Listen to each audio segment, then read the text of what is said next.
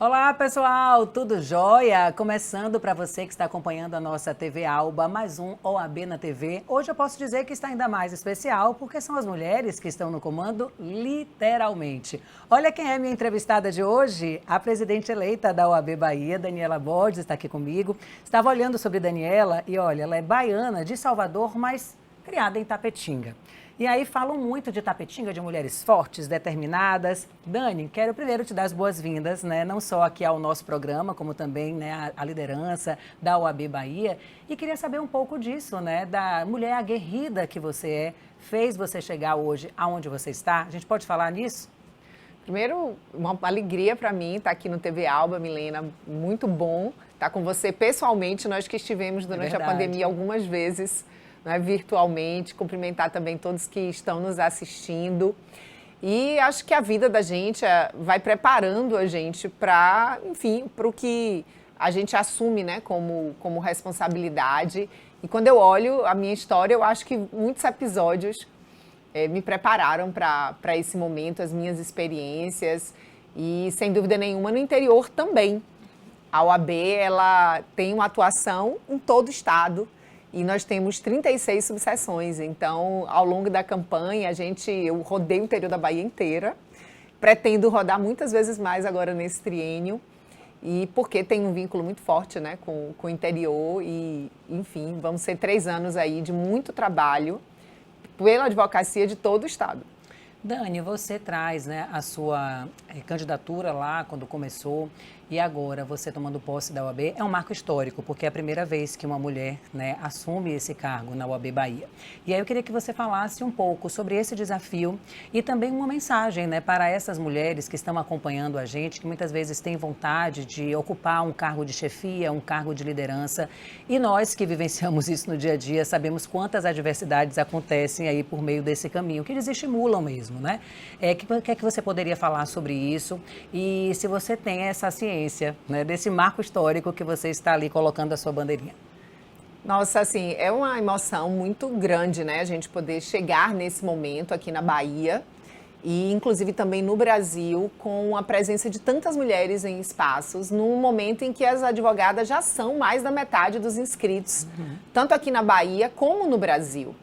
Mas a gente não via esse número de advogadas que estão no dia a dia da profissão, fazendo audiências, tentações orais, lutando para viver da profissão. A gente não via isso refletido nos espaços de poder, né? Nos espaços de decisão. E a minha eleição junto com Crise, nessa chapa com tanta representatividade, para mim é uma alegria especial, porque ela é resultado de uma construção, de uma caminhada. Quando a gente observa as mulheres advogadas que já fazem um trabalho incrível aqui na seccional, a gente ser paridade de gênero antes de ser obrigatório, a minha trajetória na presença da Comissão Nacional da Mulher Advogada e toda a luta coletiva que a gente fez em prol de tornar a paridade obrigatória no Brasil todo. Então, é histórico. É um marco na Bahia, no Brasil, porque no Brasil vai ser a primeira vez que a seccional vai ser dirigida por 2 mulheres, porque a gente tem Cristiane Gurgel na vice-presidência, então é um momento histórico. E eu digo, aproveitando, né, para as advogadas aí que nos acompanham, é muito difícil, né, para as mulheres conciliarem tudo, e não é menos difícil para mim, não é menos difícil para a Cris. E é muito importante, né, que a gente possa, estando nesses espaços, construir condições para que mais mulheres estejam. Acho que a paridade de gênero, ela diz muito sobre isso, sobre a gente garantir que todas as advogadas possam estar nos espaços e não apenas uma.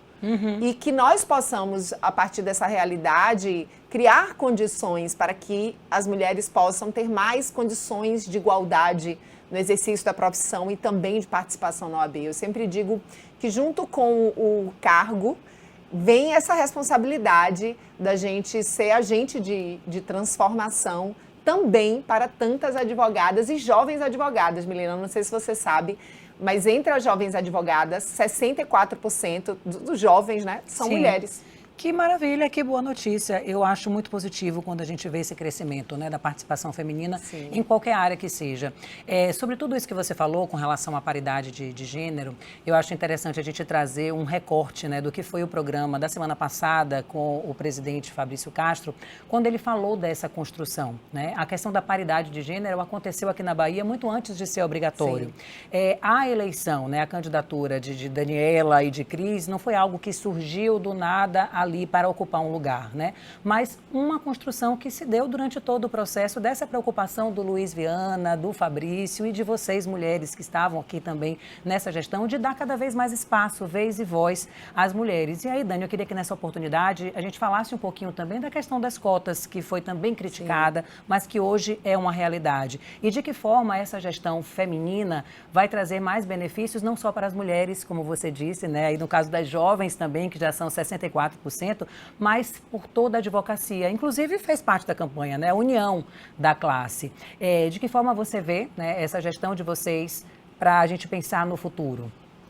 Eu acho que essa eleição e a nossa chapa, né, eleita, que vai tomar posse agora, ela traz muita representatividade como algo muito forte.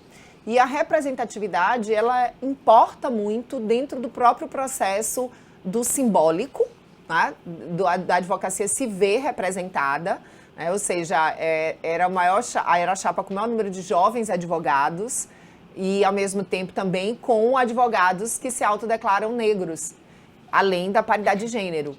As cotas raciais, elas vieram também como fruto de um trabalho, de uma luta. A OAB da Bahia atuou de uma maneira muito firme no Conselho Federal também pela aprovação das cotas raciais como algo obrigatório, né, nas eleições. E a gente trazer essa realidade hoje, na verdade, mostra como a gente vai trabalhar os próximos 3 anos, construindo as ações com essa representatividade, com pessoas que enfrentam e vivem os desafios, Milena, atuando e contribuindo para a construção dos projetos e das ações. Isso é muito importante, né? Ou seja, aquele jovem advogado, aquela jovem advogada que passam hoje pelos problemas do início da profissão, a dificuldade de construir, de estabelecer seu nome, todos os medos, as inseguranças, podendo construir conosco. Né? Há advogado e advogado negros que vivem o racismo no dia a dia da nossa profissão, de uma maneira estrutural mesmo, podendo construir conosco as ações para os próximos 3 anos e que possam contribuir para a transformação, né, de estruturas que são de desigualdade, para que a gente possa ter condições, né, iguais para todos estarem atuando. Se a gente pudesse aqui citar 3 áreas, né, que serão prioridade dessa gestão, o que é que você poderia antecipar já para a advocacia que nos acompanha? Sem dúvida nenhuma, a gente tem um desafio no judiciário baiano. Então, a advocacia, ela quer ter condições de trabalhar. Então, os nossos esforços estarão aí mais do que concentrados nisso. A gente tem as nossas prerrogativas como a nossa ferramenta para exercer plenamente a nossa profissão. Então, a defesa das nossas prerrogativas e remuneração digna. A gente tem desafios, inclusive, que vieram no contexto da pandemia. Então, a gente terá aí esforços concentrados também para garantir remuneração digna para a advocacia baiana. Dani, era um assunto para a gente tratar no próximo bloco, mas já que você já trouxe aqui essa questão Eu da me crise... antecipei, né? Tipo... Já que você já citou a questão da crise no judiciário, que é um tema assim tão delicado e que sempre vem aqui para a pauta do nosso programa, primeiro por conta, né, da pandemia, a questão do TJ, o funcionamento, as mensagens que a gente recebia, agora já está funcionando, mas muitos advogados ainda estão assim sem comparecer ao fórum. Eu queria que você falasse um pouco a respeito, né, dessa questão, né, da sensibilidade que você, enquanto presidente da OAB, vai ter que ter, né, para lidar com isso e, ao mesmo tempo, tem que ser umas medidas emergenciais que tem que acontecer ali para que o TJ funcione como tem que funcionar. Qual a sua avaliação desse momento, né, desse pós-pandemia, e o que é que você diria para tranquilizar essa classe? Primeiro, eu acho que observar que essa luta, que é uma luta da OAB e da advocacia por melhores condições de funcionamento do tribunal, é algo que interessa ao próprio tribunal e interessa, sobretudo, à sociedade baiana. Quando o processo ele não anda, quando a gente tem o problema da morosidade do judiciário, isso não é, eu tenho certeza, não é, o próprio judiciário não acha isso bom, né? E a sociedade baiana também não. Então, a gente tem que unir esforços para mudar essas condições, compreendendo, inclusive, que isso é bom para todos.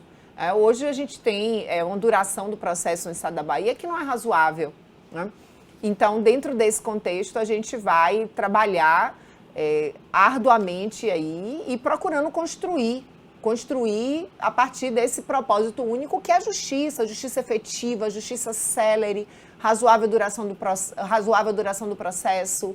E a gente sabe que esse também é o interesse do próprio tribunal, né? A gente está com uma nova mesa diretora assumindo e a gente tem certeza que unindo esforços, poderemos fazer muito aí nos próximos 3 anos.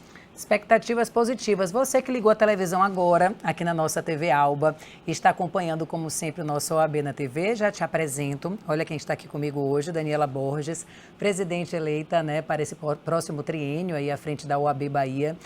O programa está trazendo um pouco, né, do que foi a campanha, das prioridades de Daniela, uma avaliação desse momento atual. A gente também tem a exibição do programa através das nossas redes sociais, inclusive o canal no YouTube da TV Alba. Já aproveito aí para te convidar a ir lá e se inscrever, basta ir no YouTube, colocar TV Alba, tenho também da OAB, já também divulgo, para que você sempre esteja aí inteirado sobre os temas do judiciário, do que está acontecendo na OAB Bahia. Dani, quando a gente começou esse programa lá atrás, o objetivo era justamente esse, né, de ter essa comunicação não só com a advocacia, como também dos espectadores de forma geral, de aproximar a OAB, né, da classe, da sociedade. Você vê isso, você já vê que a OAB colhe esses frutos, né, de comissões mais efetivamente funcionando, de um interesse maior dos advogados. A gente falou aqui há pouco da jovem advocacia, que são super proativos e que estão lá sempre lançando novidades. Como é que você vê essa relação hoje da OAB com a advocacia e com a sociedade? A OAB, ela é uma instituição que, na verdade, é formada por toda a advocacia, né? Toda a advocacia é a OAB. A OAB, na verdade, é a representação de todas as advogadas e advogados baianos. Então, quanto mais a gente traz essa comunicação e essa aproximação, isso se desdobra em ações que são boas para a advocacia como um todo. Inclusive, a gente traz aí para o próximo triênio um canal direto de contato com a diretoria. A gente quer estar bem perto da advogada e do advogado. Advogado e advogado que quiserem falar com Daniela, com toda a diretoria. A gente vai ter um canal direto de comunicação. E isso é muito importante, né? Aproximar, ouvir, para a partir dessa escuta, a gente poder também atuar e trabalhar para poder, enfim, resolver problemas. Eu sempre digo, os problemas fazem parte, o importante é a gente trabalhar para a solução. E as comissões têm um trabalho muito importante, porque o trabalho na OAB é um trabalho voluntário, né, Milena? Então, eu sempre digo, aqueles que querem fazer parte, tem que vir, porque é assim que a gente consegue fazer muito, né? Quando a gente tem esse trabalho voluntário em comissões, tantas advogadas e advogados, que além dos desafios no dia a dia da profissão, vêm e decidem, não, a gente também quer doar um pouquinho do nosso tempo para a classe, para os trabalhos, né, que são feitos por essas comissões, são trabalhos tão importantes. E com a sociedade, eu vejo que a OAB, toda vez que tem pesquisa, a OAB é sempre eleita como uma das instituições com maior credibilidade junto à sociedade civil. E eu acredito que isso se dá em razão da trajetória da OAB, sempre em defesa, né, da Constituição, dos direitos fundamentais. Então, além da gente atuar na valorização e no fortalecimento da advocacia, a gente também tem uma atuação muito firme nesses 91 anos nacional. A OAB da Bahia no que vem faz 90 anos, em abril. A OAB da Bahia faz 90 anos em abril. E essa trajetória, né, de estar sempre dialogando com a sociedade civil e sempre na luta pelos direitos fundamentais. Então, acho que isso também termina aproximando a OAB da sociedade. Muito bacana. Deixa eu falar um pouquinho para você que está em casa que o tempo flui tão rápido e que no programa também, assim, a gente tem a sensação de que ele é mais acelerado ainda. A gente vai para um breve intervalo e a gente volta rapidinho, continuando essa entrevista e trazendo aí um pouco de novidades, né, do que vem pela frente nessa gestão de Daniela Borges e Cris Gurgel à frente da OAB Bahia. Você pode participar com a gente, interagindo aí também nas nossas redes sociais e já a gente volta. Fica aí.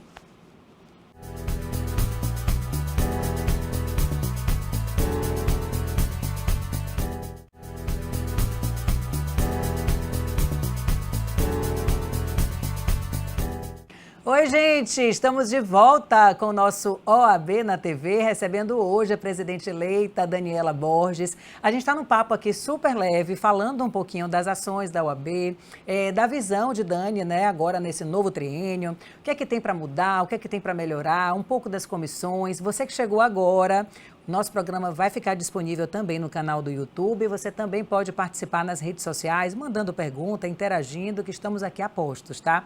Dani, a gente estava conversando sobre tanta coisa, né? Como a gente falou, passou tão rápido, mas também tem muita coisa, muito assunto que a gente pode ainda render aqui. Um deles é a questão da continuidade, né? Nessa campanha foi falado muito disso, né? Da continuidade do trabalho que o Luiz Viana fez, que o Fabrício fez, você que estava ali também, né? Sempre entrosada com eles no conselho e na parte da comissão, né, da Mulher Nacional. Queria que você falasse um pouco disso. Quando fala em continuidade, o que é que você acha que tem que continuar e quais ideias você e Cris trazem de novidades, de áreas que precisam de maior observação e mais cuidado? Sim, primeiro falar, né, como o Luiz Viana foi um divisor de águas aqui na Bahia, trazendo uma OAB que dialoga mais com a própria advocacia e em várias áreas.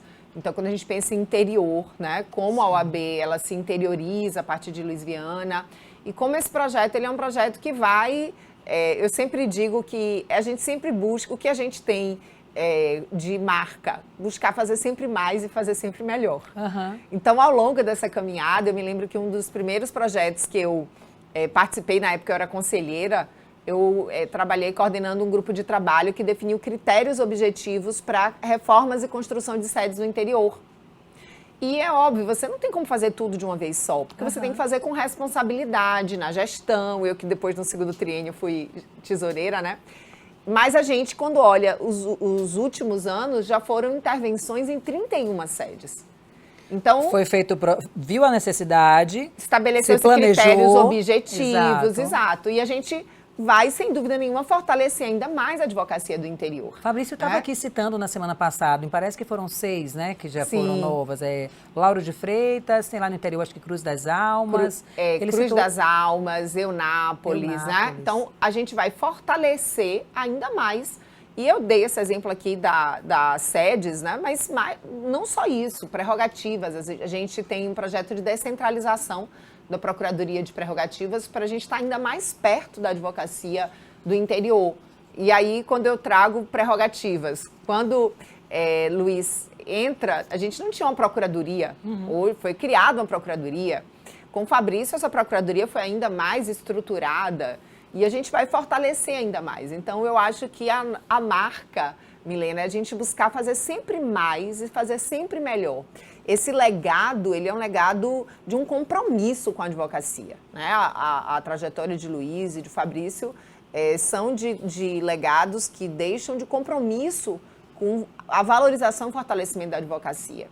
E esse compromisso, ele se renova sempre, porque é da natureza humana. A gente faz algo, inaugura aqui, ou lança um projeto, e aí no dia seguinte a gente está pensando, não, e agora? O que a gente pode fazer a mais, né? O que a gente pode fazer melhor? Então, sem dúvida nenhuma, a gente tem esse compromisso de continuar fazendo sempre mais, sempre melhor e buscando sempre fortalecer ainda mais a advocacia baiana, valorizar ainda mais, enfrentar os desafios que nós temos hoje, que não são poucos, porque além da questão dos desafios que a gente já tinha diante do judiciário, a gente ainda vive uma repercussão de uma pandemia que atingiu a economia do país, atinge economicamente também a advocacia.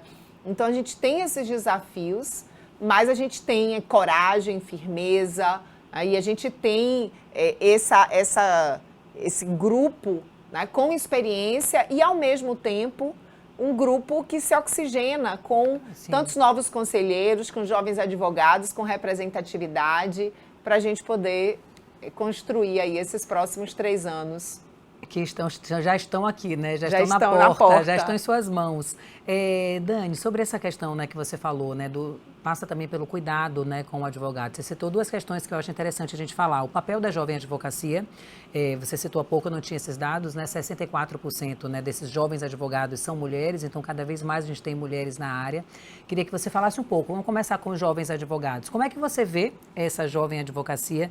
Muitos que foram desafiados a entrarem na profissão agora, né, em meio a uma pandemia, receberam suas carteirinhas da ordem, inclusive de forma, né, virtual, estão entrando no mercado com essa dificuldade toda. Como é que você vê hoje essa jovem advocacia e o papel dela também nessa OAB que a gente tem agora nesse novo triênio? Primeiro, fazer um convite para jovens e os jovens advogados que nos acompanham de virem, né, conhecer a OAB e fazer parte. O Conselho Consultivo da Jovem Advocacia é aberto, né, a todas as jovens e os jovens advogados que quiserem participar e contribuir. O Conselho, ele termina tendo muita troca num momento, né, muito difícil, em que pessoas que estão vivendo os mesmos problemas também se ajudam muito, né? Trocam muito. E com os projetos que a gente vai implementar aí nos próximos 3 anos. Eu fico pensando, assim, é sempre difícil começar, né? O começo, ele sempre tem obstáculos muito próprios.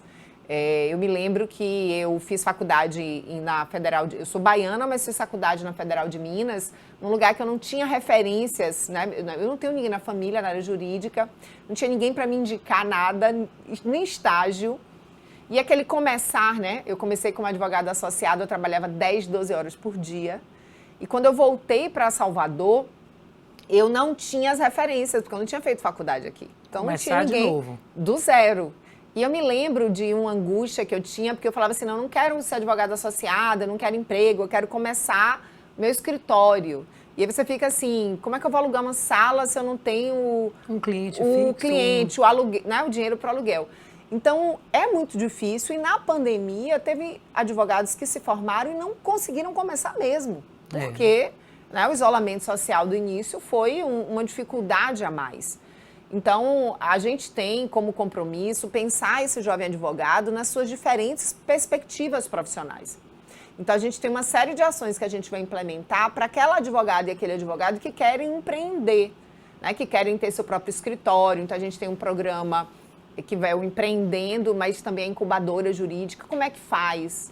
E aí, uma coisa interessante é que o que eu vivi no início, né, quando eu voltei para Salvador em 2004, da coisa, onde é que eu vou atender os clientes? Eu me lembro que tinha uma época que eu pedia emprestado a sala de reunião de colega, assim, posso atender, né, no começo. E hoje em dia a gente tem uma realidade do coworking. Sim. Então a gente já teve nesse triênio o meu escritório, inclusive o meu escritório do comércio, assim, é um show de estrutura para jovem advogado. Quem não conhece, vale a pena, tem sala de trabalho, sala de atendimento, sala de reunião. Então a gente vai ampliar essas estruturas, inclusive levando para o interior, né? E também um centro integrado da jovem advocacia, justamente para que aquele jovem advogado que estão começando não precisem ter os custos, né, de toda uma estrutura que no começo é muito difícil. E todo o amparo também, né, pensando como começar, como é que eu monto o meu escritório. Mas tem também aquele advogado que começa a carreira como empregado. A gente vai atuar pela aprovação do piso salarial. Íamos falar sobre isso, aqui sobre esse na Assembleia, justo. Mas Sim. A gente depende aí, né, da iniciativa do governador. A OAB da Bahia já atuou muito, né, fazendo audiências para elaborar esse projeto que hoje está com o governador. Então, a gente tem a realidade do jovem advogado que começa como empregado. Sim. Como temos também, Milena, do advogado associado. Então, a gente também vai atuar, né, no plano que foi aprovado nesse triênio do advogado associado. Ou seja, a gente vai estar ao lado de toda a advocacia, olhando as diferentes realidades que a advocacia enfrenta. Então, veja que eu rapidamente aqui falei, né, desse jovem advogado que podem...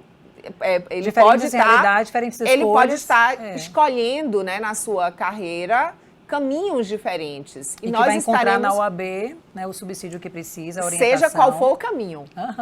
É importante a gente frisar que você falou aqui no início dessa questão das comissões, não só da Jovem Advocacia, Dani falou no outro bloco que é um trabalho voluntário, mas que são comissões que estão abertas, tá? Vocês que estão aí acompanhando esse programa agora no YouTube ou na rede social ou aqui na TV Alba, vai lá no Instagram da OAB, pode mandar um direct tirando suas dúvidas. Tem também Instagram de várias comissões. A gente aqui ao longo do programa já entrevistou vários presidentes ou integrantes de comissões que esclarecem de forma muito bacana isso. Às vezes o advogado, ele tem um distanciamento com a OAB que impede até ele de adquirir informações, né? Sim. De quantas coisas estão disponíveis, de quantas coisas mudaram, né? De como ele pode estar cada vez mais sendo participativo e ajudar outros colegas, né? E dessa rede que está disponível através desses investimentos da OAB. Agora, Dani, você falou um pouquinho, né, sobre essa questão aí que também foi, né, fez parte da sua campanha, a luta por honorários dignos. Como é que está essa questão? Você falou do papel da Assembleia, do governador, mas em que pé está? Então, eu estava falando dessa parte de remuneração, que eu falei, né, da Jovem Advocacia, na questão do piso, quando o advogado ele é empregado, mas não necessariamente o jovem advogado, né? O advogado empregado, a remuneração dele vai se dar, enfim, dentro desse, a partir desse vínculo, e a gente tem essa luta pela aprovação do piso salarial. E a gente tem ainda, na perspectiva da remuneração da advocacia, os honorários, e a gente entende e sabe a importância da remuneração. A remuneração é a vida da advocacia. É a vida do advogado e do advogado. Então, hoje a gente tem desafios no cumprimento, muitas vezes, dos próprios parâmetros do CPC. Né? Quando o magistrado fixa os honorários sucumbenciais fora dos parâmetros do Código de Processo Civil. Então, a gente vai atuar, né? A Procuradoria ela já atua e a gente vai ampliar isso como amicus curiae nesses processos em que os honorários são fixados abaixo dos parâmetros do CPC. Quando os honorários de um advogado, né, são fixados abaixo do mínimo, isso interessa, a OAB interessa a toda a advocacia.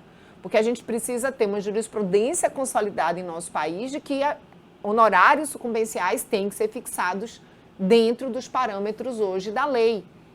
A gente tem um outro desafio também na parte de alvarás. A gente tem, nós vamos ter uma central de alvarás para monitorar rapidamente os problemas com pagamentos de alvarás, e com isso a gente ter uma resposta, né, rápida. Também um observatório, monitoramento dos precatórios, ou seja, atuar de forma ampla, pensando nessa atuação para a defesa da remuneração digna em todos os âmbitos, né, de remuneração que a advocacia tem. Então, hoje a gente tem, às vezes, editais para, enfim, contratação de advocacia de advogados que estabelece como único critério menor preço. Isso termina resultando no aviltamento dos honorários da advocacia. Então, a gente vai trabalhar pensando todas essas diferentes realidades também de remuneração da advocacia, porque, sem dúvida nenhuma, a remuneração é vida para a advocacia. Ou seja, a OAB está ligada em tudo, deu para perceber, né? Olha, você que está ligado aqui no nosso OAB na TV, já estamos no final.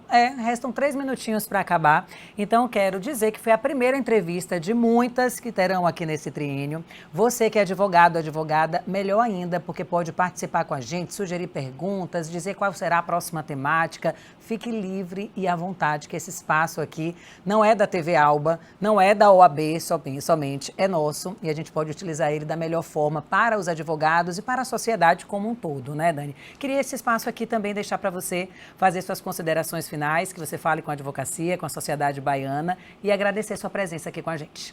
Eu que agradeço, Milena, a você, a toda a equipe da TV Alba, que fazem um trabalho, né, tão importante e que agrega tanto para a advocacia e também para a sociedade, porque os programas terminam também trazendo muita informação. Então, agradecer, parabenizar a equipe e dizer para as advogadas e os advogados que nos acompanham aqui agora, que venham conosco, né, construir esses próximos 3 anos. A gente tem um compromisso de trabalhar para toda a advocacia e com toda a advocacia.